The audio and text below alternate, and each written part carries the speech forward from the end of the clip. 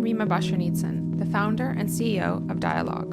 Welcome to 10 by 20, a series of 10 questions discussed in 20-minute dialogues with local and international leaders doing visionary work at the intersection of people, technology, and society. Hello, everyone. I'm thrilled to introduce today's guest, Brad Lukanic, CEO of Canon Design.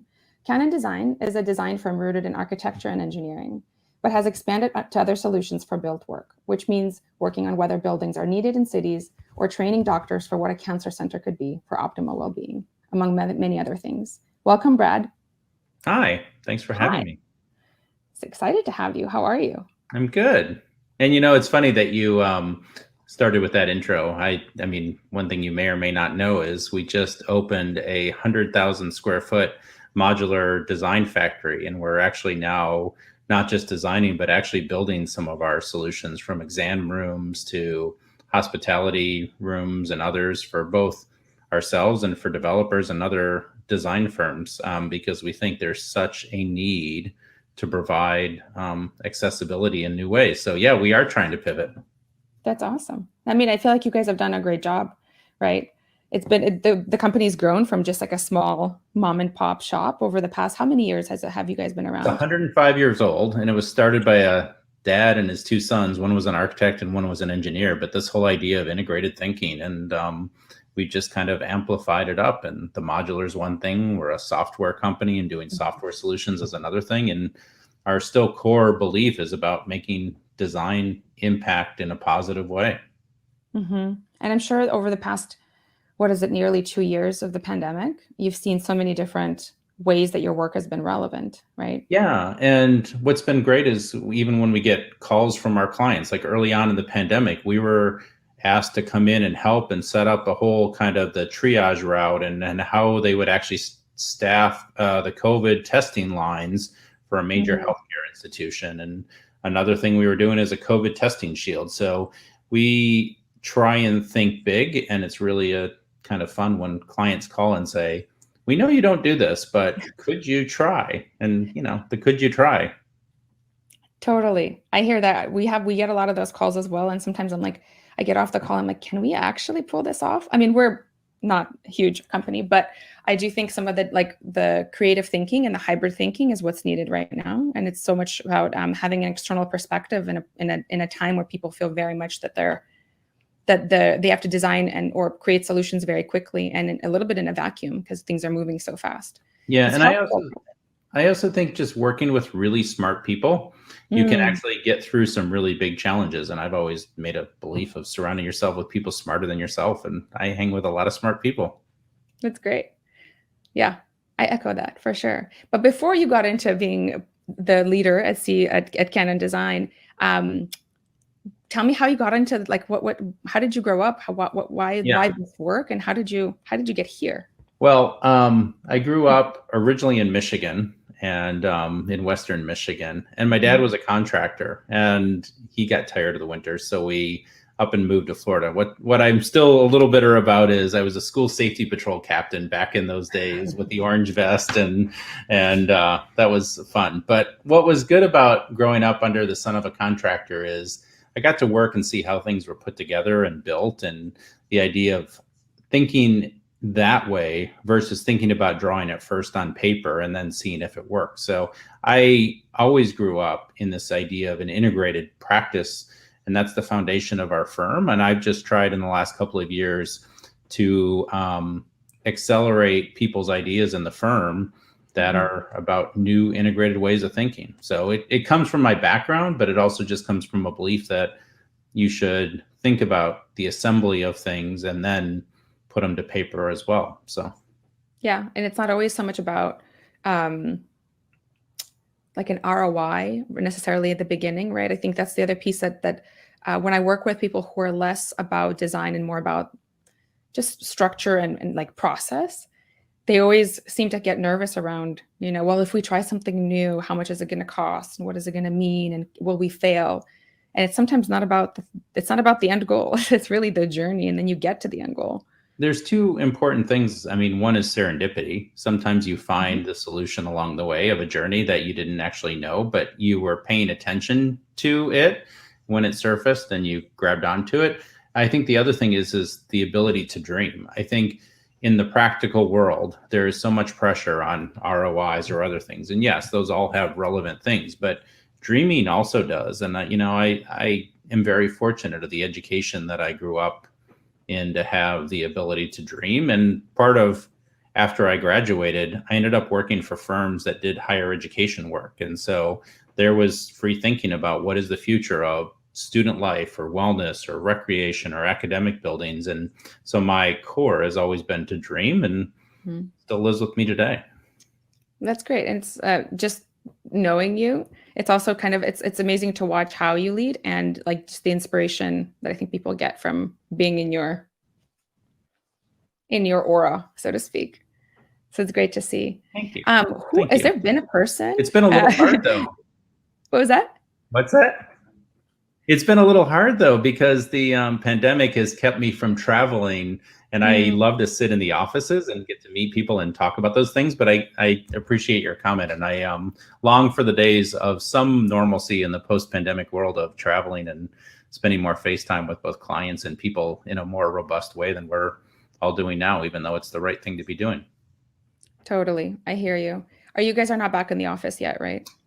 Our offices have not closed, but we early on in the process developed a kind of 5-day flexible work policy that you can be remote 100 of the time, but the offices are open for you to do collaboration type work. And so we've had, depends on which type of city and if there's mass transit involved or not, but our offices have stayed open, but we have a very flexible work policy to try and allow people that have younger kids, if they have to get them off to schools in the morning, or other caring for elderly parents. And one of the things is it's been really interesting as an experiment, in terms of trying to be ultimately flexible in terms of accomplishing and doing great work.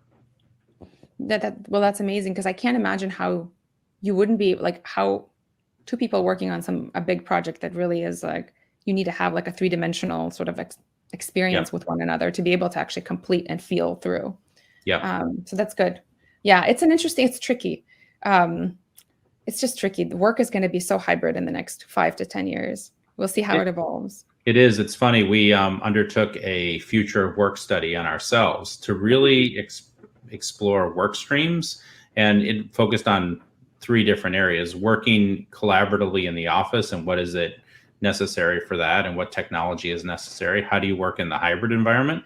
And then how do you think about new ways of engaging clients in a hybrid way? So this future of work is something that we did as a reflection on how we can change. And in some ways, we're taking some of the lessons to some of our clients that are curious about that as well. Yeah.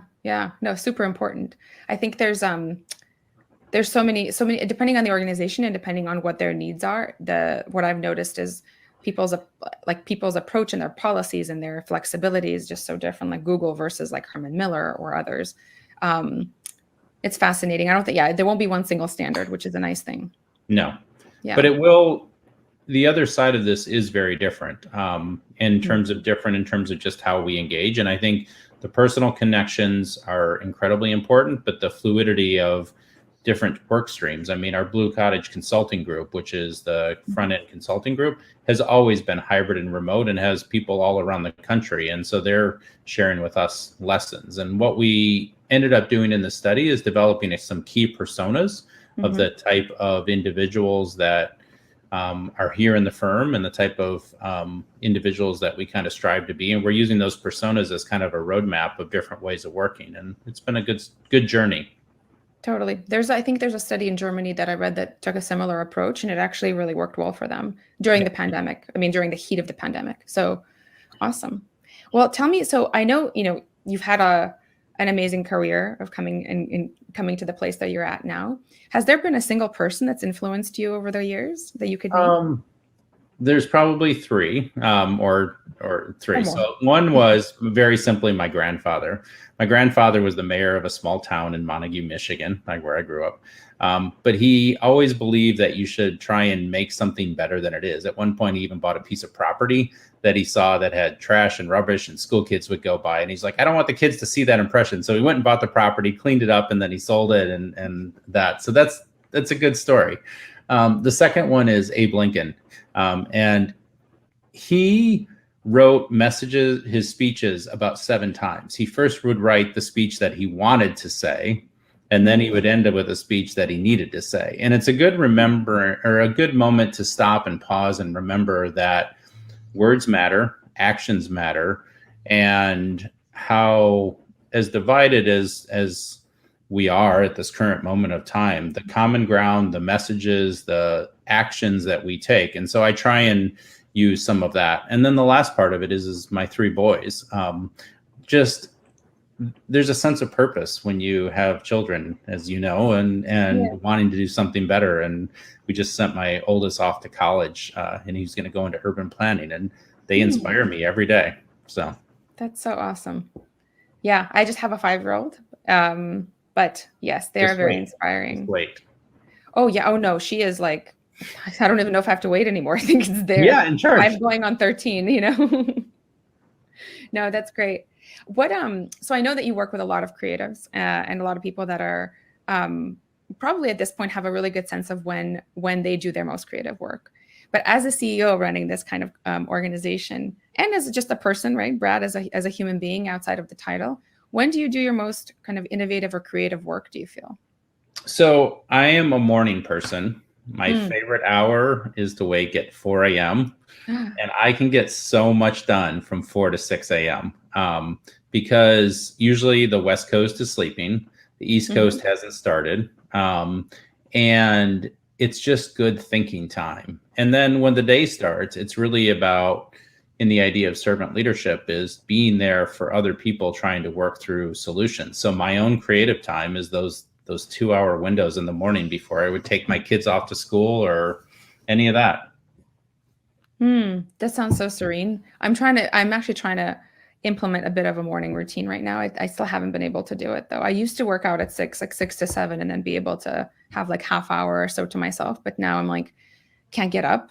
So I'm hoping that I can reprogram myself, because I'm not a morning person. I'm more of a late night person, but it's not, when you have kids, it doesn't serve you anyway. Like nothing serves you unless you do the morning routine. And then exactly. So do you go to sleep at like 9 or 10?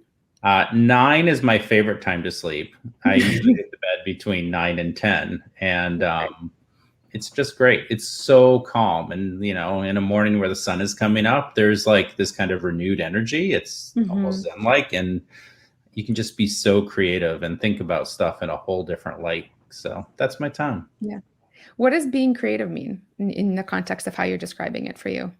For me, it's finding an outcome that isn't necessarily logical, but that has value, has purpose, serves a greater need, and may not be the traditional route. I mean, so much of the world that we live in is about going to a predictive outcome, I think, or a predictive solution. And, we have these maxims that we try and live by, but one of them is about, do good and do right. So how can whatever problem that you have or whatever opportunity that you have, be great? And to be great, you have to find that calmness within to really find focus. And so the challenges in leadership are wide, but there's also great moments of opportunity, and that's where the joy, if joy enters in, you can find creativity.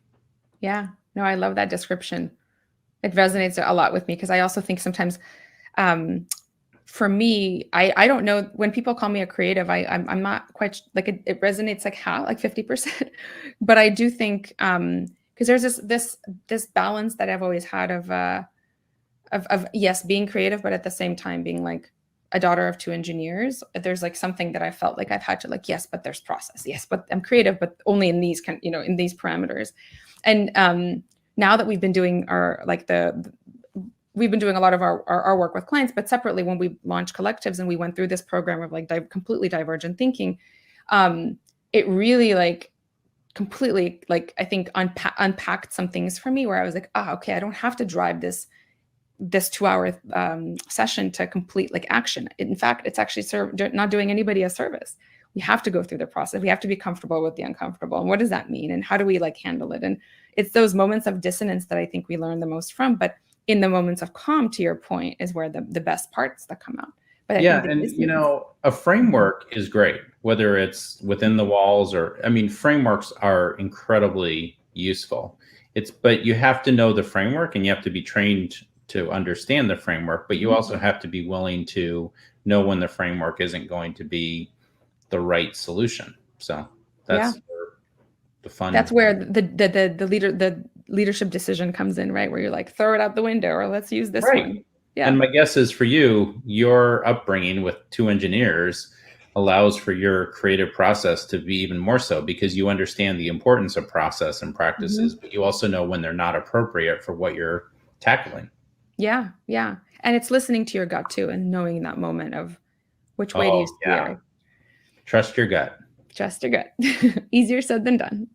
Yeah. So, I mean, we talked a lot about different ways of kind of what you've been working around and what Canon does. But what do you love most about of all the things that you do as Canon, as Canon, as Brad, the CEO of Canon Design? What is like your favorite thing that you can talk about? I love learning something, understanding it, and then going to the next thing. So whether it is, doing something with carpentry and you build something for the very first time, understanding why and how it comes together and how it's made, and then taking it to the next level. So for me, joy is not doing the same thing over and over, but discovering kind of a problem set, figuring it out, trying a couple of things, be willing enough to take a risk that you can never get in too much trouble for, and then discovering something on the other side. So I know a lot of people like to master their art over and over. For me, the art of mastery is discovering something new each and every day. And that's when I'm most excited. Yeah, I can relate to that for sure. So what would you say is mostly like the past year has been crazy, past 2 years have been crazy. What's inspiring you the most right now? Maybe a project or something that you've seen shift over the past year or two that Canon's been part of? Yeah, I think what's most encouraging right now is the shifts that got accelerated on the other side of this pandemic, whether it's the future of telehealth and new ways of delivering medicine and the re-engagement with what X of the future is to new learning environments and how community colleges are on the rise of providing new workforce development opportunities and what that means for the built environment. I love the fact that what people had been talking about for years would be the future and trend just got accelerated in the last 18 months. And now, because the interest rates for capital spending are low, there's a lot of enthusiasm to spend on the other side of this, knock on wood, that people want to push through solutions. And I think some of the work that we're both interviewing in and being selected for are asking questions to a whole set of problems that don't have it figured out, but are at the root cause of what people have been talking about for years, whether it's sustainability, whether it's the environment, whether it's about the future of, cancer treatment or cancer centers and how a built environment can help and align with a solution. Yeah. Yeah, no, all of that resonates so much. And speaking to the cancer centers, have you guys partnered or talked to the Johns Hopkins at all on anything? We just actually finished a science building with them, and then we're working with them on the health side. So yeah, they're a great client of ours. We actually very much both on the academic and science side as well as the health side working with them. Great organization. They've got a lot of, they and a couple of other institutions have a lot of interesting research on neuroaesthetics, and which, how neurobiology affects our well-being and the built environment. It just feels like so aligned with how you've been talking about Canon's work. See, I have another 4 a.m. activity I need to start researching. So yeah, I'll send you stuff. You don't have to research too much because we actually work. The woman that leads the research for neuroaesthetics, or part of the research for neuroaesthetics, is she's actually going to be one of our advisors for collectives for health and tech. So yep. Okay. So you guys will get to meet each other, but I'll send you some things that on them. Okay, are you ready to jump to our rapid fire? Let's go. Okay, cool. When do you feel most connected to others? When physically in the same place. Zoom has its limits. Being physically in the cafe, out for a cocktail, social, and finding a story about somebody. Cool. When and where are you happiest? Happiest, Martha's Vineyard. What intersection of disciplines are you currently most fascinated by? I am interested in science and art. It's an old integrated Da Vinci style thinking, but there is so much yet to be revealed between the intersection of science and art.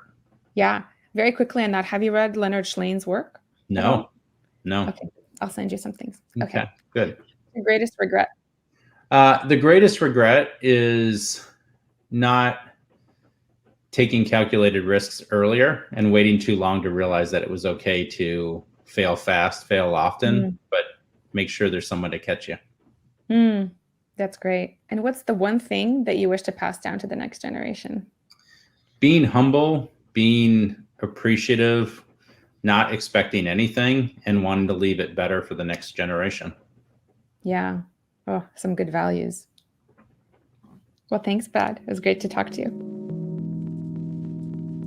Thanks for tuning in to Dialogue's 10 by 20 interview series, where we ask 10 questions in 20 minutes to profile international leaders working at the intersection of people, technology, and society. That's all for today's episode. Like and subscribe below to get notified for our upcoming interviews. Follow us on Instagram at dialogue_co.